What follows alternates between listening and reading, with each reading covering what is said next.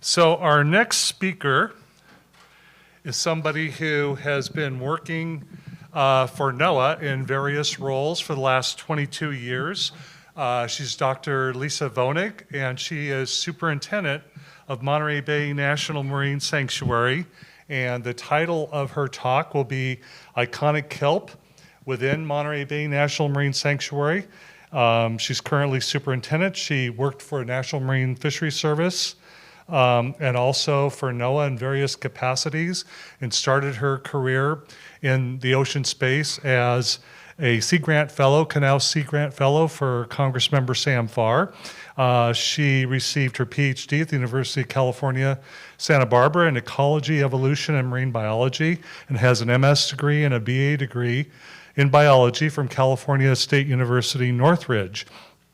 Co-author of numerous papers, and I'll just tell you from my own experience, she's one of the more innovative people, the kind of person that you want to see as a leader in government, somebody who listens and who works with people and finds great solutions for the environment and for our ocean. She and her family live in Aptos, California. It's a great pleasure to have her here. Welcome, Dr. Wooninck. Welcome. Get this out of your way. Thanks. So, can you hear me okay, especially for the audio? Okay. Hi, that was a very great welcome by Dan. And for me to see Dan today is, is the high point. So anything after this is gravy. I hope that stays.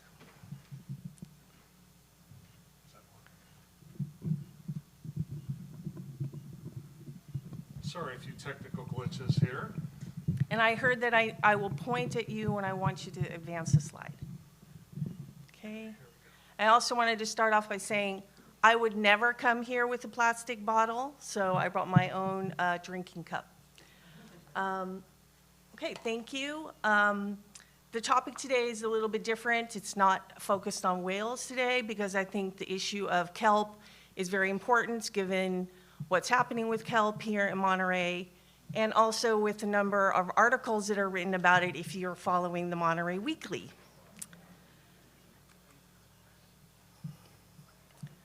So the main points that I will make today are several. So I'll be giving you a little bit of overview on the basics of kelp biology, an overview of the kelp community states, the changes in kelp cover that have occurred on the scale of the sanctuary. And the sanctuary runs from across the Golden Gate Bridge all the way down to Cambria. What our research activity panel recommendations have been, current efforts to understand, monitor, and help recover and restore kelp by the Monterey Bay National Marine Sanctuary, and something that just started a couple weeks ago. Our Sanctuary Advisory Council is developing community recommendations to guide how we approach this issue of kelp recovery, monitoring, and restoration. So what are kelp? So basically kelp are large brown algae, seaweeds, within the phyla laminaria. I'll give you some examples of them shortly. Kelp live in cool oceans. Any of you who swim in our waters here know that it's pretty cool here, cold. Cool also in that it's cool. And they grow on relatively shallow rocky reefs because they're photosynthetic. They need to be able to receive the sun, the energy from the sun. But more importantly, what do kelp do? They convert sunlight and CO2 and water into sugars and oxygen. So if you think about how they're converting CO2 into something that's important, they're also very important for climate change, for addressing that. Kelp often form dense groupings, creating a forest underwater. That forest in itself is a place for food and habitat for many, many other organisms and species that live in the sanctuary, fishes, invertebrates, marine mammals. And kelp also provide us with numerous ecosystem services. They're a great place to dive. They're a place to fish. They're important to some of the indigenous peoples in our, adjacent to our sanctuary. So they do a lot. They are really, and they build a system to live in. You're very good to move on to the next slide. So the two habitat builders of the kelp forest in our ecosystem are giant kelp, the Macrocystis pyrifera, and bull kelp, the Nereocystis leucatana. How do you pronounce that one? Don't know. Okay, leuciana. So the giant kelp are the one that we predominantly see here off the Monterey Peninsula.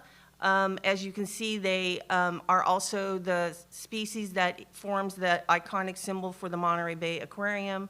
They have multiple air bladders and these blades, and they form these dense canopies, sort of waving at the surface of our ocean. Bull kelp are also in our area, but we're sort of in the area where we're at the southern range for bull kelp, and they have one swim bladder with these long blades coming off of them. There are other kelp species that grow under the cover in the understory. Pterogophora californica, that's the stalked kelp.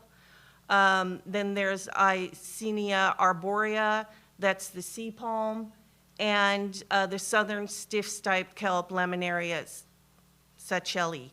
And I think you can see that all the species that I've showed you so far are brown. The Laminaria, these are the brown kelps. Kelp not only grow here off of California, but they have a global distribution. If you look on this map here, you can see that they are predominantly in colder water climes, not near the tropics. And they live in areas where we have upwelling, because kelp really depend on nutrient-rich waters. But recently, there have been also discoveries made of kelp in deeper water along the equator. And I hope you realize that in these deeper water, it's colder, but there isn't as much light. But we have discovered that we also have these brown kelp also along the equator. So this map should actually be updated. Next slide. Oh, sorry, I wasn't supposed to say that. The basic kelp biology of the two species that live here in the Monterey Bay National Marine Sanctuary, just think about that Macrocystis are the perennial species. You see them year after year. They can also exist from year to year, while bull kelp, they are what you would consider the annual. And they die off after each season.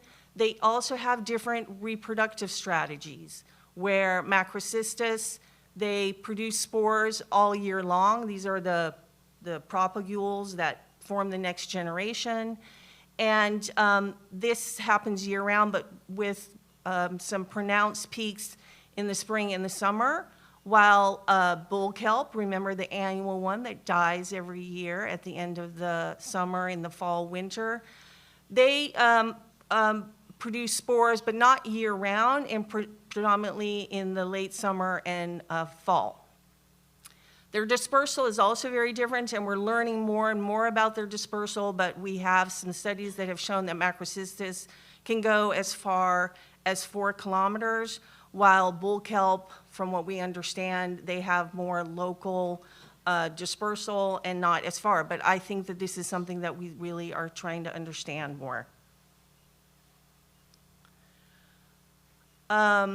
So currently, when you look at the distribution of giant kelp and bull kelp, you can see that giant kelp, which is the solid line, they go all the way from Alaska down to Baja California. And bull kelp have a more, have a distribution that ends sort of right here in the Monterey Bay area. They are the ones with the dashed line. But that is the current picture. One of our honorees for the Ricketts Award is Tim Thomas, and he forwarded this photograph to me, and I believe it was taken in the 1940s. And here you can see a boat from Monterey Bay, and it's filled with stipes of bull kelp. So back in the day, back in the 1940s, the ecosystem or the community here off of the Monterey Peninsula was dominated by bull kelp, not by macrocystis. So the point that I'm trying to make here is that this is a very dynamic system, and with the next slides that I will show you, I will talk more about how dynamic the system is. And they were, it's okay, you can keep it there.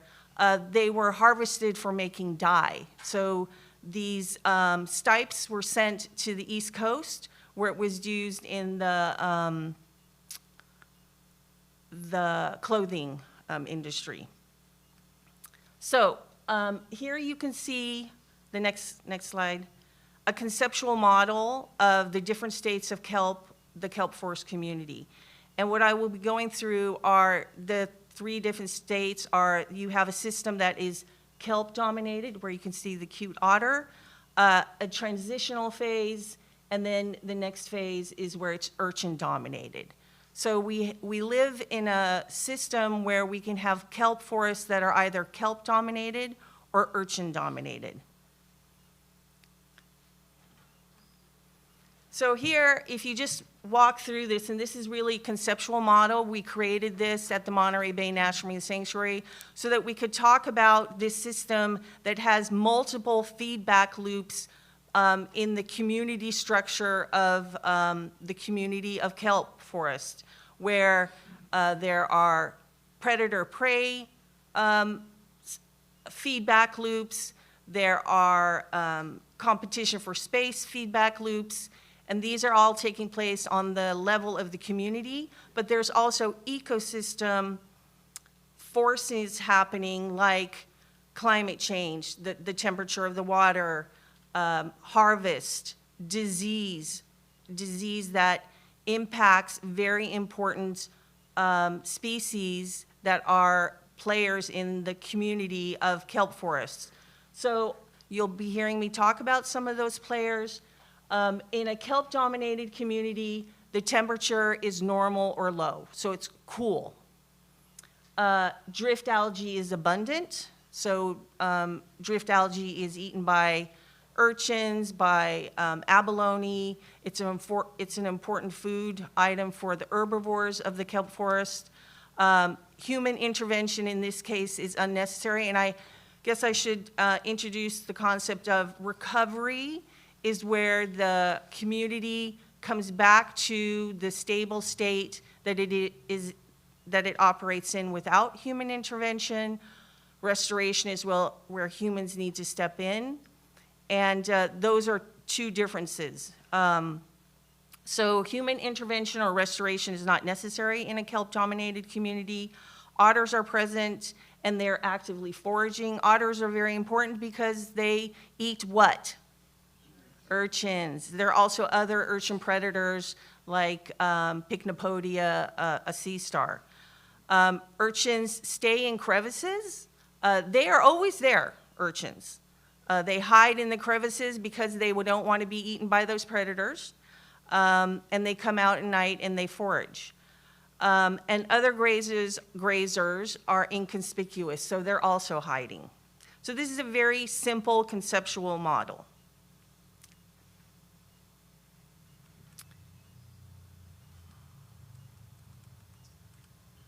We also have the transitional kelp community where the temperature is elevated. We might have some heat waves come through, but it isn't persistently hot. Drift algae are absent, so the drift algae isn't sort of drifting into the crevices, making some of those inconspicuous herbivores very hungry. Human intervention is likely warranted, so some type of restoration. Otters are not around, or if they're around, they don't really like to eat those urchins because when urchins aren't fed well, they don't have really good nutritional value.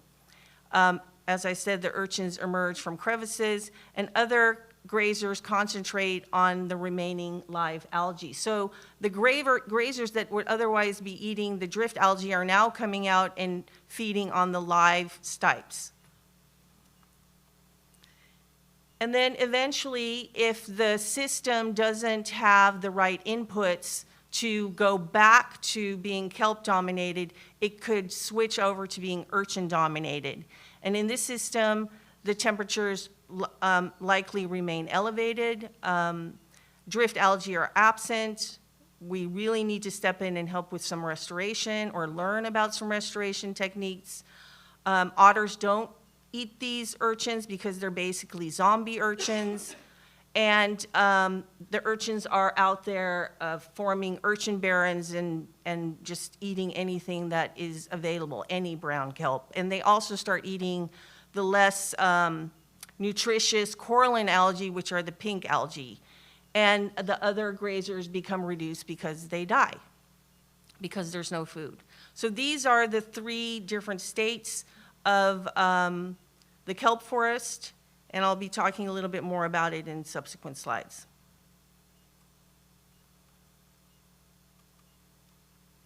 So these are just some slides to show some pretty pictures.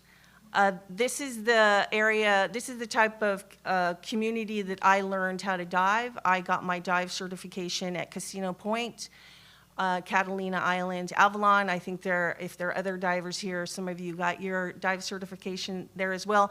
And it really was, for me, I was hooked because look at this. You can just sit on the surface in an area that you're not destroying anything, like the sand, if you can find that, and just look up, and it rivals being in any cathedral of Europe. So beautiful and very spiritual. Again, another spiritual experience. But this, don't know really where to point, this is not a happy place, right? It's urchin dominated, there aren't as many fish. The ecosystem is or the community is very depauperate of all the other organisms that can live in a kelp forest. Here you can see that the urchins are now even climbing on the stipes of basically a kelp that is on its way to completely being dead. So this is the most scientific that I'll get in this entire presentation, but it basically shows that what we have here is a system that can persist in 2 alternative states. You can either be, if you look at the area where it says high hysteresis, that is where the community is either kelp dominated or it's urchin dominated. I think we all would say that we want to be kelp dominated. And as I told you, there are so many different feedback loops that will keep a system either kelp dominated or urchin dominated. So if you're trying to push the system out of being urchin dominated, there are many things that you need to do to overcome that threshold. So you might need to cull, you might need to bring in other predators, you might need to bring in kelp that you raised in the lab or in aquaculture and put them out. There are many different things that you would need to do to help break some of those feedback loops and bring you back into the state where you can drive more towards kelp. So this is just some pictures demonstrating the differences between the 2 alternative stable states. And for kelp restoration methods, California is studying this pretty actively. The Ocean Protection Council, the California Department of Fish and Wildlife, the Fish and Game Commission, the Monterey Bay National Marine Sanctuary, the Nature Conservancy, people like Keith Rutsart and his group with the Giant Kelp Restoration Project. There are so many different people in this field trying to better understand how do we do restoration, when should we do restoration, and when should we help natural recovery occur? Because restoration can be pretty expensive and very time intensive. So for restoration, this is just showing you a heuristic chart where you can figure out which species are you working on, what they're doing up north off of Mendocino and Sonoma County, where it's a bull kelp dominated system where it has really crashed. We don't have that here because we have Macrocystis, the giant kelp. It hasn't crashed yet, and I hope we're not really going to get to that point. But you would do different things for bull kelp versus giant kelp. You also need to understand what are the reasons for decline. Is it because of sea surface temperature, or is it because of a disease? There are logistical constraints that you need to figure out, budgetary constraints. We have permits. You can't do everything that you want to do in the ocean because we're concerned about unintended consequences. What is the spatial extent? How long should the recovery efforts take place? What are the restoration goals? Are you trying to make it so that you want it to be completely in the alternative state, or do you want it to be on its way to the alternative state? And what are the collateral losses of the restoration effort? So changes in kelp cover, you would think that this would have been very well studied. We luckily have Kelp Watch, which gives us an idea of the status of kelp using satellite data. And you could look this up on your own. It's freely available for anybody. It's been collected since 1984, but it is at a very high resolution, and it's at 30 meters by 30 meters.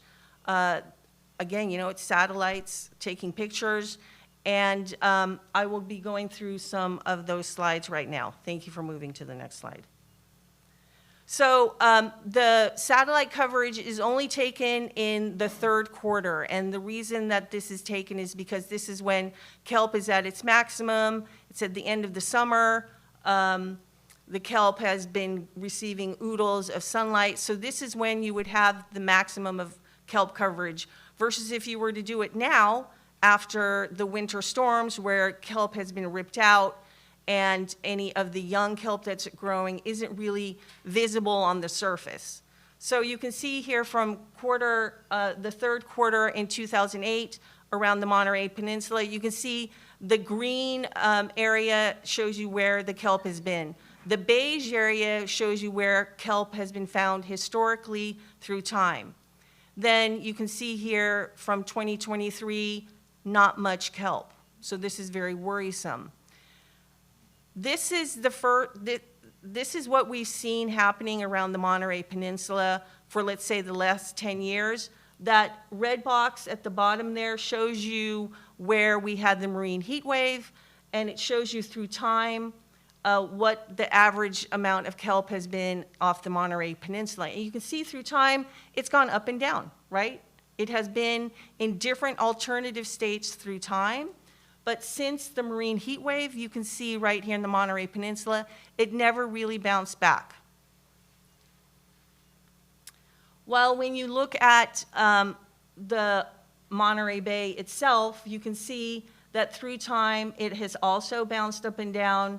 The marine heat wave happened, and it didn't really come back, but it wasn't as precipitous decline as you see for the Monterey Peninsula. And then for, if you look at the area north of, in the northern area off of Santa Cruz versus the Monterey Peninsula, you can see up until 2022, you could see that the kelp off of the area, a spatial extent off of Santa Cruz, there was still a peak. The kelp came back, but just recently in 2023, the most recent one, it crashed, according to the Kelp Watch data. You can see for Monterey Peninsula, it still continues to be really bad.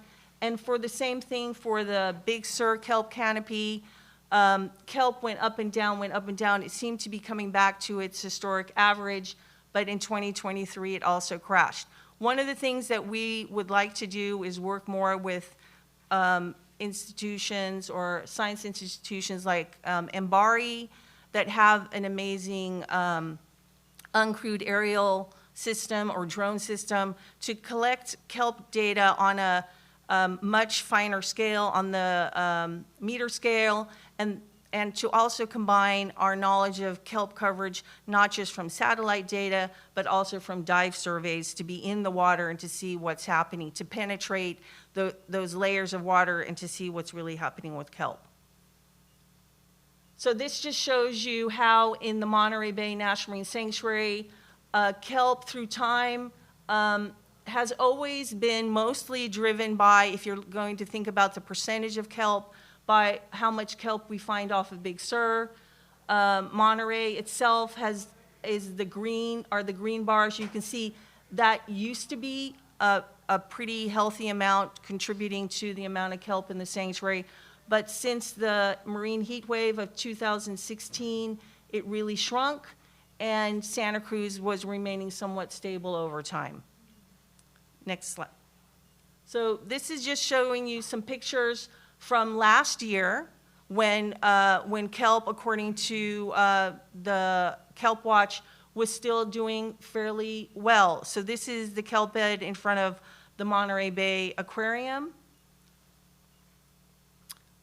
This is kelp in front of Monastery Beach in Carmel. And I think there's one more.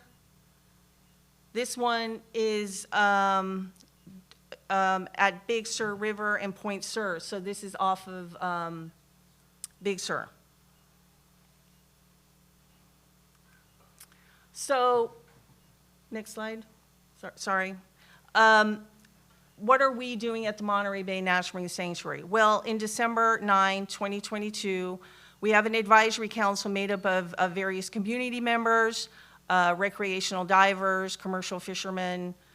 We finally have the commercial fisherman seat, or fisher person seat filled again. Recreation, the ag community. What other seats do we have? I'm sorry. At large, people representing Monterey or Santa Cruz or Cambria. So this is an advisory council that gives me advice, gives the sanctuary advice on what we should do. And they requested that the research activity panel, that's part of the advisory council, that they evaluate options for science to inform monitoring, recovery, and restoration of the kelp forest. So what this research activity panel did is they came up with some recommendations, and I'm just going to read them to you. Unfortunately, they came out somewhat wonky on the slide, but they are to monitor natural recovery with scuba and drones, to determine factors that influence urchin disease, because if these urchins had a disease and they could be wiped out by that, that would be fortuitous, but we would need to be careful to make sure that they wouldn't influence any other species in the ecosystem, determine sea urchin behavior, assess economic and social value of kelp. We really want to also understand what is the value of kelp to the indigenous peoples, determine the role of sea otters, apply remote sensing techniques, assess urchin density effects, develop conceptual models of kelp forests. That, I think we can put a check after that. Those were that infographics that I was showing you that we can continue to refine. Determine aerial extent of kelp spore dispersal, assess potential solutions from aquaculture. So can aquaculture of some predators that we would like to reintroduce, or aquaculture of kelp help? Evaluate urchin removal effectiveness. So what is the effectiveness of culling? Document a historical perspective. As I showed you, we know that in the past, the system was dominated by bull kelp. Now it's dominated by macrocystis. And to determine effects of environmental conditions, like what is the impact from those marine heat waves. So what are we currently doing? We use those recommendations from our research activity panel, and we use them, or our partners use them, to help inform some grant proposals that were successful. We've been working with PISCO from UCSC. They do a lot of monitoring in the area, and we've been working with the giant kelp restoration project that has now not completely come to an end, but on the Tanker Reef monitoring. We are doing a study on what are the culling impacts and an urchin recruitment study to better understand how our urchins recruiting back into the system. And we're testing drone capabilities, those uncrewed aerial systems for high-resolution kelp canopy assessments. This is work that we're doing with MBARI, and we're continuing to coordinate with all of the various partners that are very concerned about this decline in kelp in our sanctuary. We're also developing kelp parameters for web-enabled condition reports. And these are the kelp parameters, like understanding the presence or absence or even the density of sea otters, also understanding the presence or absence and densities of other predators. So these are all sort of indicators that we better want to understand as we do our condition report. And we're doing outreach through newspapers and public presentations such as this one. So this is just showing you the work that we have done through time, and even before we started noticing that kelp was on decline, which really started more around the heat waves. We've been training and monitoring PISCO divers. We have been doing monitoring along the Big Sur coastline. Any of you probably know, we can't get down there now because of other issues. And we have our condition report. So this is the research vessel that we have, the Fulmar, and it's a wonderful platform to get down to these remote areas such as Big Sur. We have a very active dive team. Here's one person getting in the water, a diver in the water using the proverbial slate. Here you can see Chad King and Dr. Lonhart, Steve Lonhart. They're the two divers on our dive team. And in some quite dense canopy of kelp off of Big Sur. This was an old photo taken, I think, in 2018. So what are we also doing right now? As I alluded to, we have a working group process happening where our advisory council members and outside members are coming together to provide advice to the sanctuary, to me as the superintendent, on what we should do related to kelp. And their recommendations and advice will feed into what we call an action plan. And this is how we operated the sanctuary. We have a management plan with various action plans. And they have sub-working groups focused on the three program areas of the sanctuary: outreach and education, research and monitoring, and resource protection and policy. So they started meeting, they all met together, I believe at the beginning of April or the end of March.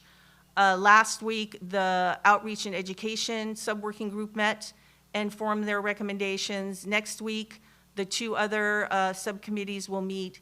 Then towards the end of the month, they'll all come together, they'll hear from each other what the recommendations were, and then a final recommendation list will be developed and forwarded to the entire advisory council, and that will then, the advisory council votes on those recommendations and they send them to me as a superintendent. So we hope to get this all done by the middle of May.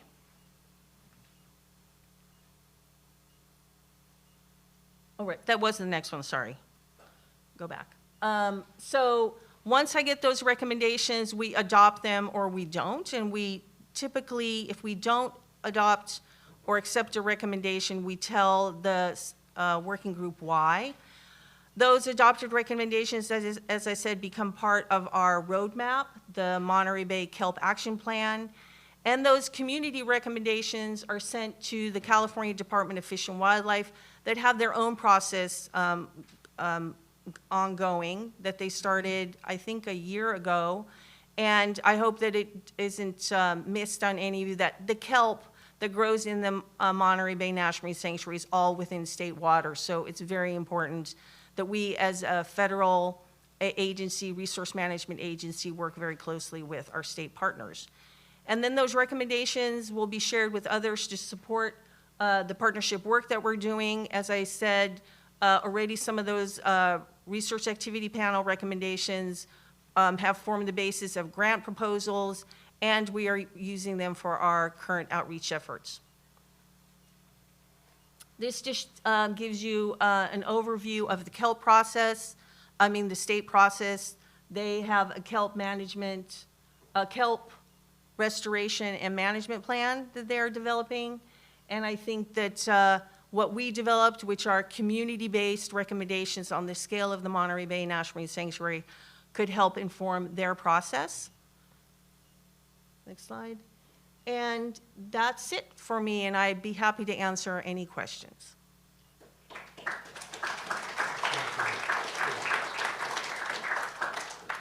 Yes? Thank you. This is really interesting. What impact did all the atmospheric rivers in January of 2023 have on the Kelp? Wouldn't that have been possibly explaining some of the decline in that 2023 aerial analysis? I'm not sure. I think that we already last year had a storm in 2022, and we didn't see the same effect. It could be that, as I was trying to illustrate with the alternative stable states, there are these feedback mechanisms that will drive the ecosystem into one direction over another. It could also be that when some of us are thinking like, oh, we really need to look into what Kelp Watch found in 2023, because that wasn't our own personal observation from looking out on the water. So we're also trying to better understand what's going on there. But in Monterey Bay Sanctuary, we are fortunate that we're not in the same system as off of Mendocino and Sonoma County, where there seems to be a mosaic of alternate states, where we're seeing some areas localized are still dominated by kelp, not in the most healthy condition, likely because of the warmer water that we've been experiencing year after year after year. And we are also seeing areas that are completely dominated by urchins. Off the Monterey Peninsula, where we have lots of divers, we are seeing the urchin domination really prominently. And we're hearing the outrage and the concern and the passion to bring the kelp back.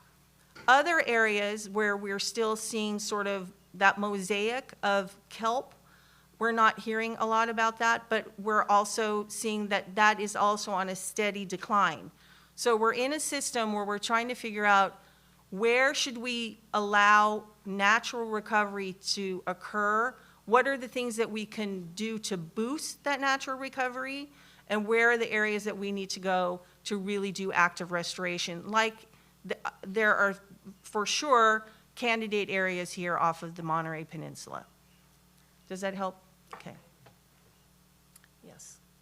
There was a kelp restoration project going on off of Del Monte Beach. The Tanker Reef Project. Yeah, oh, Tanker Reef, okay. Can you talk about the status of that? Is that part of your research in this? Or? So yes, that is still, we at the Monterey Bay National Marine Sanctuary are still working at Tanker Reef.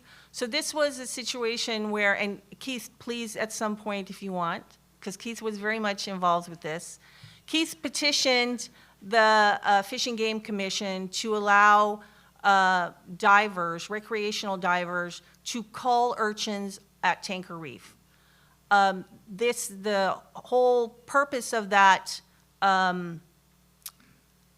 granting of that culling, because the Fish and Game Commission had to change their regulations to allow recreational divers to take more than what was considered the bag limit of harvesting urchins, was to see if a volunteer effort could bring the urchin population down to a point where kelp was coming back to, so first, would a volunteer effort be able to do that? Would they be able to bring it back to a status where kelp would come back?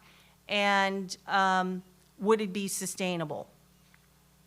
So Monterey Bay National Marine Sanctuary with various other partners, OPC, CDFW, and with Reef Check, they conducted a study. I wouldn't say it was an experiment because it wasn't set up as an experiment, but there were treatment areas where the kelp, where the urchins were being culled, and there was an area that was the control site where there was monitoring going in both areas. So the Giant Kelp project, or this effort, was supposed to sunset April 1st, and it did sunset. The Fish and Game Commission made that determination. And Monterey Bay National Marine Sanctuary, with others, will continue to monitor in this area to see what happens with the kelp and what's happening with the urchins. Will the kelp get decimated by the urchins right away? How long will that take? Is there a lag? Did the culling potentially cause the urchins to come back stronger? And we also are studying what are the impacts from the culling, because the culling is happening with these hammers. And we are concerned as Sanctuary, what is the collateral damage of this culling? And there's some early indications that the organisms that live under the, where the culling is happening, where the urchins are being killed, there is an impact on some of the soft invertebrates, but we don't think that it is significant and permanent.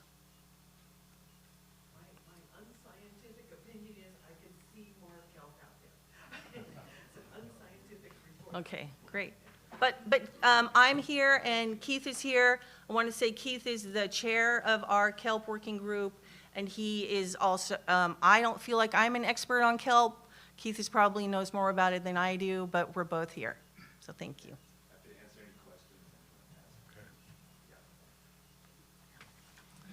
So thank you so much, Lisa, for that brilliant presentation and the token of our appreciation. Thank you. So good to see you. See you.